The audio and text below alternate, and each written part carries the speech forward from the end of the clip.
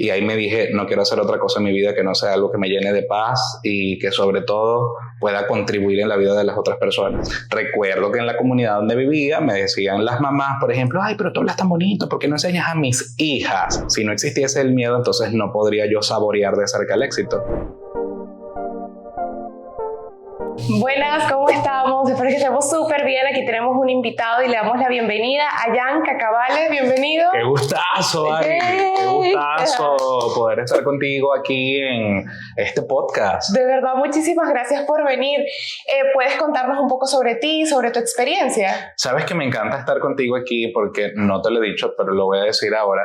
Y es que es la primera vez que estoy en un podcast. ¿De verdad? Sí. He estado en muchas entrevistas en otros formatos, pero la primera vez que estoy en un podcast. ¡Qué cool! Ay, qué bueno, qué chévere. De verdad, cool me estar encanta. Contigo.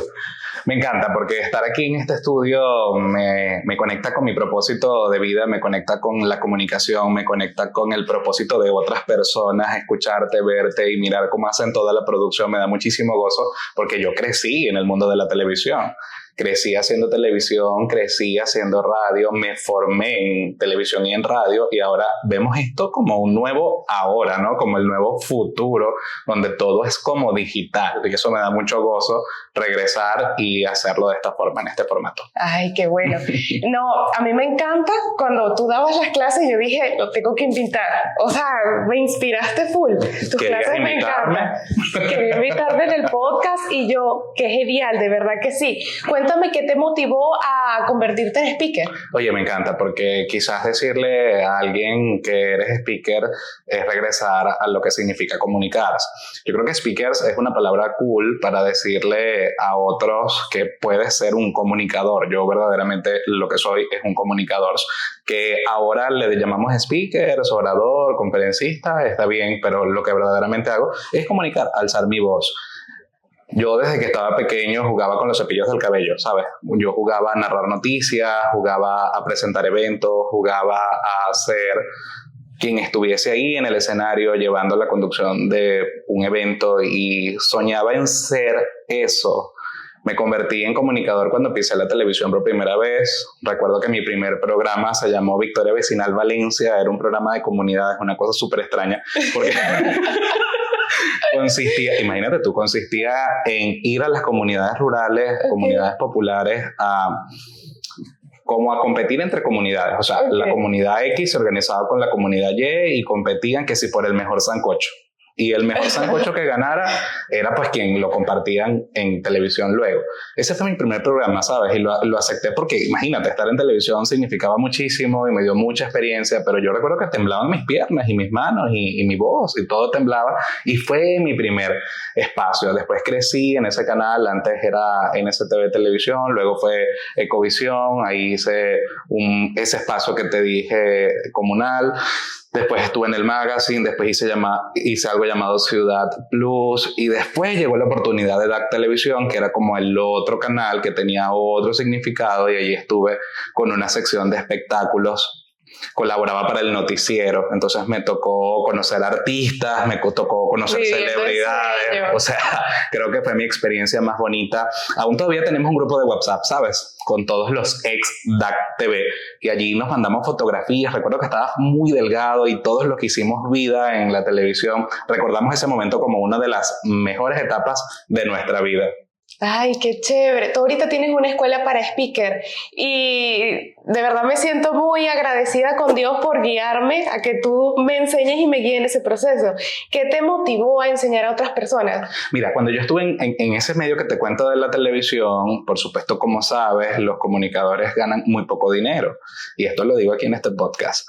Pero nosotros los comunicadores nos teníamos que reinventar.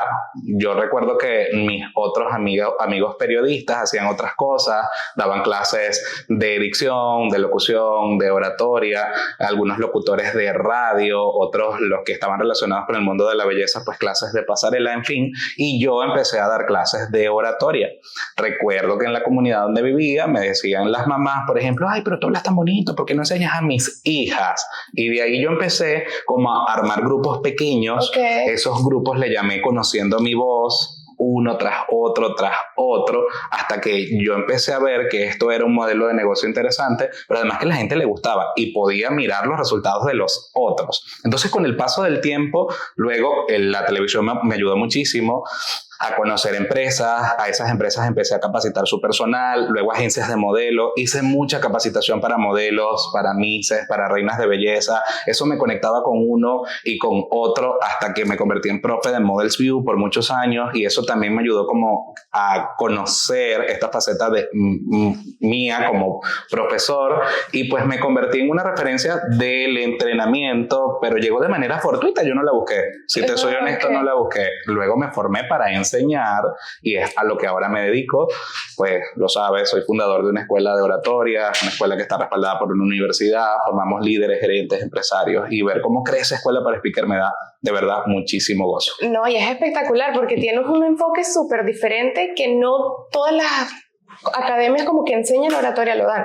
Yo estuve en otros cursos como de oratoria y el tuyo es el más completo. Me encanta. Gracias. Y teniendo un currículum tan grande y tanta experiencia, ¿tú cuál crees que fue el momento donde, o sea, como que fue difícil para ti, como en ese momento donde tú realmente te cuestionaste sobre lo que estabas haciendo? Porque uno realmente se llega a cuestionar, ¿sabes? Sí. Sobre lo que está haciendo. Qué buena pregunta. Mira, para el año 2017 yo veía que muchas personas se iban de Venezuela. En la conversación con mi grupo de amigos era, bueno, ¿sabes qué? Me voy. Mira, tengo el pasaje, mira, me voy por tierra, mira, me voy hasta aquí, es la fiesta de despedida de no sé quiéncito, de fulanito. Yo despedí tanta gente para el 2017, 2016, que yo me cuestioné si definitivamente tenía que quedarme o no en Venezuela. Primos, mi hermana y otros amigos, pues no continuaron en el país y no encontraban posibilidades en la nación, ¿sabes? Mientras tanto yo me quedé en Venezuela y todo fue así como que tan diferente, porque para el 2017 yo invertí en un negocio que me hizo perder mucho dinero, a tal punto que nosotros en la familia tuvimos que vender los carros, a tal punto que aún así vendiendo nuestros carros no nos alcanzaba para pagar la deuda que yo tenía. Y eso me hizo así como tocar tierra y decir, espérate un momento, ¿qué puedo hacer? Y entonces empecé a darle clase a niños. En el Hogar Hispano, por ejemplo, hice algo que se llamó Anímate a Animar, y cuando vi el listado de inscripción, por ejemplo, teníamos 40 muchachitos, que eran muchísimos. El país todavía no estaba dolarizado, la crisis, no había nada en los anaqueles, la gente estaba huyendo, y yo decía, pero la gente todavía quiere estudiar, ¿no? Y los niños sobre todo quieren estudiar y hacerlo de una forma divertida.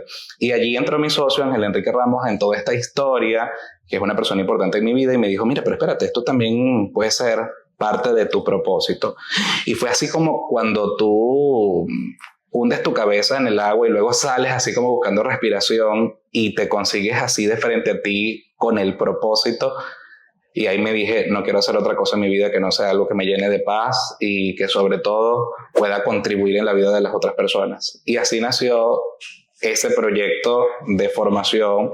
Ya no era un cursito, luego se fue alargando, es decir, ya era más recurrente, luego lo pusimos todas las semanas, después una vez al mes, y luego ya llegó la academia. Pero cuando estuve así sin $1, realmente muy quebrado, sin el negocio, sin los amigos, sin mi hermana, sin la familia, ahí me replanteé el propósito y dije, ¿será que sí me tengo que quedar en Venezuela? Y fíjate, hoy en día aquí estamos haciendo país y siendo una oportunidad de trabajo inclusiva para otros. Sí, la mentalidad en ese tipo de momentos tiene que estar muy sólida para como que tener el propósito claro y saber a dónde estás yendo. Claro, imagínate un muchacho que lo que sabía hacer era pararse frente a una cámara a hablar, y que luego le tocara pues dirigir un negocio y que eso quebrase, pues sin duda fue una experiencia muy dura para mí, pero me llenó de muchas habilidades y mucha experiencia para ahora dirigir el negocio, porque cuando estamos del otro lado decimos, ay, qué bonito ese negocio, qué buena se ve ella o él haciendo eso, pero no es hasta que estamos adentro que sabemos cómo dirigir una organización. Y hoy te hablo como empresario, y el empresario no es aquel que tiene un modelo de negocio, el empresario es el que paga impuestos, el empresario es el que pues le ofrece empleo a otro, el empresario es el que pone, por ejemplo, primero su salario. O sea, lo pone sobre la mesa, porque es más importante tu colaborador y la familia de ese colaborador que lo que tú te vas a ganar para ti. Entonces entra en juego otras cosas importantes, que es la otra cara del mundo de los empresarios y emprendedores. Es complejo. Sí, ¿verdad? Sí, porque ya no depende nada más tú de ti, sino depende de un equipo. Pues claro, y su familia, ¿sabes? Sí, Y total. hay otras cosas importantes. Yo le llamo a escuela para speaker mi hija. O sea, ella es mi hija. Yo antes de comprarme un pantalón, veo si le hace falta un bombillo a la escuela. Y después que yo veo que la escuela pues tiene todo lo que necesita el mes, ahí puedo pensar en mí. De resto no. Porque se convierte en una prioridad en tu vida. Se convierte, sí, así, como un hijo. Claro, por supuesto. Jan, ¿y tú cuál crees que ha sido el enfoque para tu academia de speaker? El miedo.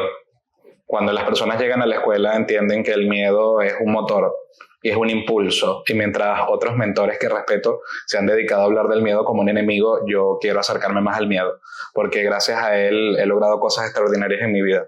Gracias al miedo he aprendido que pues él nos va a acompañar siempre y que por él manejamos, por él nos enamoramos, por él emprendemos, nos metemos al agua y nadamos. Si el miedo no estuviese en nuestra vida, pues sencillamente estaríamos por ahí como zombies, ¿sabes? Vivos pero muertos al mismo tiempo. Muertos porque le perderíamos el temor a la vida misma, a los otros, a la confianza, a hacer cosas importantes. El miedo es nuestro impulso y lo usamos como banderín para nuestra escuela. Porque yo he entendido a lo largo de mi experiencia que de nada sirve parar ahí a alguien a hablar, ¿sabes? Y darle un corcho y muévete a la derecha, a la izquierda y camina, inicio, desarrollo y cierre, como todos los otros mentores de esta misma industria, de este mismo rubro. Si cuando está ahí la gente habla del miedo, ¿sabes? Y cómo le dices tú a alguien, o cómo lo desafías, o cómo lo acompañas a ese estudiante que se para ahí y te dice, sabes que sí, ajá, entiendo la técnica, pero es que siento miedo. Porque cuando tenía 5 años me oriné en el colegio y eso me hizo sentir el ridículo, pero tan profundo que hoy en día adulto no lo supero. Pues como mentor podrías estar parado frente a una vivencia dolorosa, frente a un recuerdo bloqueador del otro y no saber manejarlo. Y volverle a pedir que use el corcho y el lápiz y se desplace. Pero después que salga de esa escena, él va a sentir igual miedo. Y cuando salga después de ese personaje, si es que él logra hablar, pues igualito va a sentirse con miedo. Y lo más importante creo que es mirar el miedo como un gran impulso. Y por eso me he educado y me he preparado con muchas técnicas de formación interior hacia adentro para mirar todos los bloqueos del ser humano y decir, espérate, es que hablar es uno de los bloqueos principales de la conducta y es uno de los bloqueos más importantes porque a través del habla puedo inclusive demostrar mis capacidades, demostrar mi entorno, demostrar todas mis creencias. Y cuando hablamos de creencias, pues entonces estamos hablando de toda mi infancia. Y la infancia no es más que todo el registro sensorial que tuve cuando caminé y aprendí a explorar y volverme curioso con la vida. Creo que el verdadero elemento diferenciador de mi escuela y otras es escuchar, mirar, sentir el miedo. ¿Cómo definirías el miedo? Es una energía potenciadora. Es una energía que construye. El miedo para mí es un amigo. El miedo creo que es la oportunidad de hacerlo muchas veces, tantas, y agradecerle a la cantidad de veces que lo hago y aún así, aunque lo haga y fracase, estoy vivo. El miedo es sinónimo de humanidad. Forma parte de las emociones primarias, no desaparece. Para mí el miedo es una oportunidad para estar vivo. Una oportunidad, qué diferente concepto de verlo. Porque mucha gente sataniza el miedo. Sí, y es cierto, porque sí, ajá, el miedo destruye, es verdad. Pero también construye. Así es. Y te paraliza, sí es cierto. Y te protege, pero lo necesitas. Porque si no fuera por esa protección o por esa parálisis, no pudieras darte cuenta que necesitas hacerlo distinto. Ahora está de moda esta película Intensamente y es interesante mirarla porque, ajá, la tristeza también entonces es mala. Porque si la tristeza me hace llorar, si no lloro, no siento las otras no siento las otras emociones, como alegría, como desagrado, en fin. Lo mismo pasa con el miedo. Si no existiese el miedo, entonces no podría yo saborear de cerca el éxito, porque no sabría cuánto me costó llegar hasta allí, pararme y decir, ajá, ¿cómo se siente? ¿Cómo se siente ser exitoso si es que es el éxito lo que estoy persiguiendo? ¿O cómo se siente el gozo después de hablar si no están las mariposas antes en tu estómago? ¿Cómo puedes diferenciar entre lo que es bueno o malo, claro, oscuro, lo que está bien y lo que no está bien? Para hablar de miedo tendríamos que hablar de éxito. Y para hablar de miedo tendríamos que hablar de fracaso. Y para hablar de vida tendríamos que hablar de muerte. Debe haber un contraste. Sí, para uno saber, para uno sentirse vivo, así como tú dices. Porque si no, imagínate. Si no, qué aburrido. Qué tonto, ¿verdad? Qué aburrido sería la vida sin esos altos y bajos. ¿Tú te imaginas si nosotros no tuviéramos miedo? O sea, nos comeríamos una cucaracha así y ya. Pero cuando la vemos nos tenemos que asustar, porque es que esa es parte de la vida, es parte de la humanidad, es parte de existir, parte de, soy curioso, pero al mismo tiempo siento miedo. ¿Y qué consejos les darías como a las personas cuando sienten demasiado miedo, pero ese miedo que paraliza? Eso es importante lo que me estás diciendo, porque no con esto quiero decir que, sí, siente el miedo y tripéatelo y vive con miedo, porque cuando hablamos de miedo también tendríamos que hablar de escena, y la escena es un momento determinado. Porque así como nos enfermamos de gripe o nos enfermamos del riñón o de cualquier otro órgano, nos enfermamos de miedo. Y si entonces yo vivo con miedo siempre, 24 horas de mi vida, pues entonces estoy también enfermo. Y yo creo que se trata también de buscar un equilibrio. Es decir, si yo siento miedo a morir, a vivir, a enamorarme, a emprender, a salir a la calle, pues entonces tengo que buscar ayuda para intentar calibrar y equilibrar el miedo. Bueno, pues a los que tienen miedo a hablar, a ellos les diría que es natural que suceda, y los que tienen miedo a emprender les diría que es natural que suceda, y los que tienen miedo a enamorarse les diría que es natural que suceda. Lo que no es natural es que siempre sientas miedo por tanto tiempo. Él está con nosotros un ratico, pero no puede estar 24 horas al día, no puede estar los 365 días del año. Que es donde ya se vuelve una ansiedad como muy generalizada. Una enfermedad. Entonces puedo estar enfermo de miedo y estar viviendo la esquizofrenia. O puedo estar enfermo de miedo y estar padeciendo bipolaridad. O puedo estar enfermo de miedo y tener algo que resolver con mi salud mental, porque el miedo también hace daño. Entonces es un equilibrio ahí entre lo bueno y lo malo. Claro, por supuesto. Y al hablar en público, sé que, bueno, fíjate que tienes hasta un programa para cómo lidiar ese tipo de situaciones, pero la primera, ¿cómo cuál sería? Como para hablar en público. Bueno, lo primero que podría yo recomendar es atreverse. O sea, parado en la silla y sentado no va a suceder nada. Estando ahí en el escenario, pues tú vas a sentir lo que vas a sentir. O sea, tu cuerpo se va a mover, vas a sudar, fisiológicamente vas a tener una respuesta, cognitivamente vas a tener una respuesta. Es inclusive cuando hablamos de miedo, nos estamos refiriendo a los cambios que tiene el ser humano. O sea, podemos sentir miedo y tener afección cognitiva. Es decir, ¿y si se cae? ¿Y si me equivoco? ¿Y si no sirvo? ¿Y si me ve la maestra? O puedo tener cambios biológicos, fisiológicos, sudo, me muevo, me dan ganas de ir al baño, me duele la barriga, en fin. Pero también puedo tener cambios de conducta, se me quedo ahí pegado y viendo hacia el fondo. Sea lo que sea, lo tienes que vivir. Sea lo que sea que te produzca el miedo, bien sea cognitivo, fisiológico o conductual, pues lo tienes que vivir. La recomendación sería pararte allí y echarle pichón y ver cómo gestionas tu miedo y vivir tu emoción y decir, ¿y qué es lo por qué puede pasar? Porque nadie se ha muerto por hablar en público. Y el primero que se muera, pues chévere, porque va a aparecer en televisión, ¿verdad? Entonces va a ser así como que el primero que se murió por hablar en público. Sí, te lo has dado muchísimas veces de ejemplo en la academia, claro. Pues nadie se ha muerto por hablar en público. Pero ¿sabes quién se ha muerto? Esperando una segunda oportunidad. Uy, sí, qué chido. Esperando a que me pase la emoción, esperando a que cambie el marido, esperando a que mi mamá no me diga lo que me va a decir, esperando. Y esperar sí te mata. Uno vive después del arrepentimiento. Y nadie ha regresado para decir, bueno, es que esperé tanto. Sí. Entonces mi recomendación única, porque todo lo demás es teoría, es vivirlo, es pararse, disfrutarlo, sentirlo, gestionarlo, que aunque las piernas te tiemblen y la voz se te quiebre, igual lo hagas. No importa si te equivocas. ¿Qué es lo peor que puede pasar? Equivocarse y, bueno, experiencia. Y que se burlen de nosotros. Cosa que si uno quiere llegar a un punto, uno tiene que pasar pena, uno tiene que tolerar el rechazo y uno tiene que tolerar ese tipo de situaciones. Y hablarse a sí mismo. Hablarse a sí mismo y empezar a cambiar el diálogo. Porque si tú a un niño le dices que detrás del arcoíris hay oro, él te va a creer.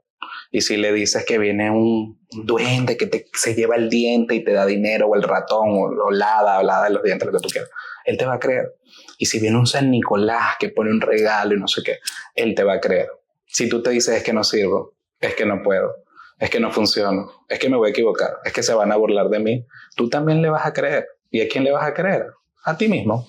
Porque tenemos una torre de control, y eso lo dicen todos los que hablan de inteligencia emocional, liderazgo, y esa torre de control pues es el diálogo y ese narrador que está ahí en la cabeza diciéndote cosas. Entonces tú ves en qué frecuencia te vas poniendo. ¿Frecuencia cuál? Desgracia, actitud, en cuál frecuencia como dice Margarita Paso, yo no sé si tú las has escuchado, Radio Miseria. Sí, allá estoy hablando de Radio Miseria. Entonces tú ves en qué frecuencia te vas conectando. Y no lo dice solo Margarita, que además es una referencia y la quiero muchísimo, sino todos los que nos hemos entrenado para reconocer lo que hay dentro de nosotros. Entonces somos energía, somos vibración, somos átomos, somos campos electromagnéticos, somos energía cuántica, somos atracción. Somos una parte del universo. Sí, estoy de acuerdo contigo. Todo lo que yo diga y me diga y le diga a otro, si lo creo, lo construyo, es decir, lo creo afuera. Y pues ahí empieza la realidad. Entonces vemos a otros, Ari, y entonces decimos, ay Dios mío, porque yo no tengo eso, porque yo no tengo ese carro, porque yo no tengo esa empresa, porque yo no tengo, yo y si yo tuviera eso. Claro, porque estamos conectados pues con la frecuencia de la envidia o con la frecuencia de la crítica y pues desde ahí no vamos a construir nada poderoso. Lo más bonito es convertir esa envidia en admiración. Así es. Sí se puede. Y preguntarme, si te admiro, ¿qué tiene él que también tengo yo? Okay. Porque si yo lo veo, es porque está dentro de mí. Pues si no, no lo veo. Sí, es verdad.